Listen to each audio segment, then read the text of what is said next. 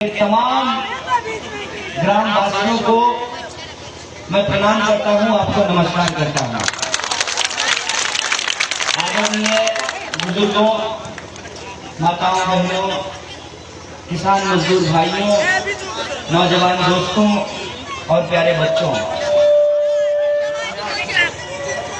जैसा कि आप सब लोगों को मालूम है कि लोकसभा का चुनाव होने जा रहा है। हमारे यहाँ बेगूसराय में आगामी 29 अप्रैल को मतदान होना है और जब चुनाव होता है तो चुनावी बातें होती हैं, तरह तरह के प्राणी आपको दिखाई देते हैं। 5 साल जिसको आप कभी नहीं देखे होंगे वो भी आपकी गलियों में घूमता हुआ दिखाई देगा। इतना तो आप सब लोग जानते हैं कि हम उनमें से नहीं हैं। हम हर बार जब भी, चाहे कसार में क्रिकेट टूर्नामेंट हो रहा हो, चाहे रूपनगर में, चाहे आपको बरियाही में, किसी के यहाँ सुख दुख में हम शामिल होते रहे हैं। आपके बीच के एक पत्रकार हैं राहत जी, उनके परिवार में एक निधन हुआ, हम वहां भी गए थे। हमारा ये कहना है कि हम नेता के तौर पे आपके बीच नहीं आए हैं, हम बेटा के तौर पे आपके बीच में आए हैं। इसलिए हम कोई चुनावी भाषण आपके सामने नहीं करेंगे। हम सिर्फ एक बात आपसे साझा करना चाहते हैं। इस बार का चुनाव बेगूसराय के इतिहास में सबसे महत्वपूर्ण चुनाव है। सबसे महत्वपूर्ण चुनाव इसलिए है कि बेगूसराय की प्रतिष्ठा दांव पर लगी हुई है। बेगूसराय की प्रतिष्ठा इसलिए दांव पर लगी हुई है कि पूरा देश बेगूसराय को देख रहा है कि जिन ताकतों ने लालू जी को जेल में डाला है, जिन ताकतों ने पत्रकार गौरी लंकेश की हत्या की है, जो ताकत इस देश में सरेआम भीड़ द्वारा की जाने वाली हत्या के लिए जिम्मेवार है, जो ताकत किसानों की आत्महत्या के लिए जिम्मेवार है, जो लोग बेटी बचाओ बेटी पढ़ाओ के नाम पर करोड़ों रुपया अपना फोटो अखबार छपवाने पे खर्च कर दिए, यह जो ताकत है, इसी ताकत ने बेगूसराय की मिट्टी को बदनाम करने का, बेगूसराय की मिट्टी को कलंकित करने का काम किया है। इसीलिए यह चुनाव इस ताकत से अपना हक छीनने का चुनाव है। ये चुनाव इस देश में संविधान की रक्षा करते हुए लोकतंत्र को जिताने का और नोट तंत्र को हराने का चुनाव है। ये चुनाव इस देश के आम आवाम और अंबानी और अदानी के दरबार के बीच में ये चुनाव है। इसीलिए इस चुनाव में जो सबसे राहत देने वाली खबर है वो ये है कि बेगूसराय के लोगों ने एक मन बना लिया है। नेता का गठबंधन हो या ना हो, जनता ने गठबंधन कर लिया। आप चाय की दुकान पर बैठिए, आप हाट बाजार जाइए, आप ट्रेन से यात्रा कीजिए, आप बस टेम्पो में बात कीजिए, लोग क्या कहते हैं? लोग कहते हैं कन्हैया सब ठीक रहता, गड़बड़ैलो हमी ये सब नवा गठबंधन नहीं हुआ। तो एक बात हमको बताइए, वोट नेता देता है कि जनता देती है? तो जनता गठबंधन कर लेगी तो गठबंधन हुआ कि नहीं हुआ? और जब गठबंधन होगा तो लड़ेंगे कि जीतेंगे कि नहीं जीतेंगे? यही जोश है हमारा, और इस जोश के चलते मोदी जी का पट्टा आया था बेगूसराय, खौफ से बाहर हो गया है, आ ही नहीं रहा है। बेगूसराय के लोग कह रहे हैं कि आवा नेताजी हरदी चुना लगल तैयार बैठल चुनाव, जनता तैयार बैठी हुई है कि ई बार में छोड़े छे, बात बात पर अपन विरोधी के देशद्रोही कहे छे, बात बात पर कहलक कि पाकिस्तान भेज देंगे।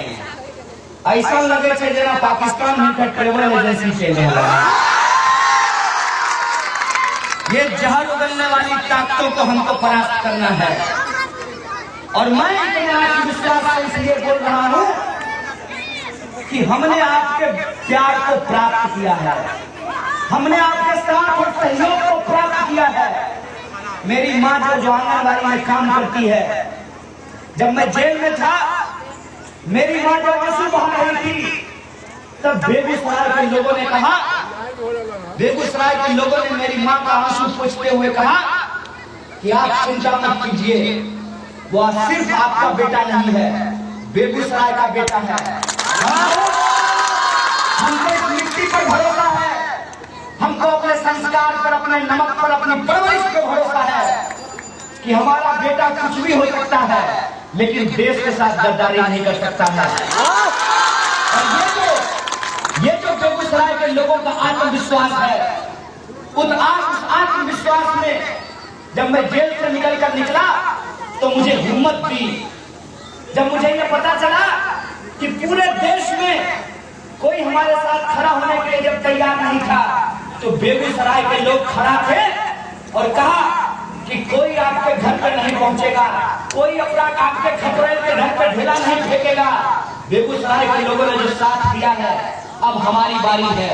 हम बेगूसराय आए हैं, दिल्ली से बोरिया बिस्तर लेकर के आए हैं, ठेंगुना आड़ा दिए हैं, अंगद का पांव जमा दिए हैं, बेगूसराय से जाने के लिए नहीं, किसी से भी दू हाथ फरियाद लिए तैयार छिए। खाली बस एगो बात विजय पताका ओकरे लहरावे छै जेकरा जो जनता खड़ा छै।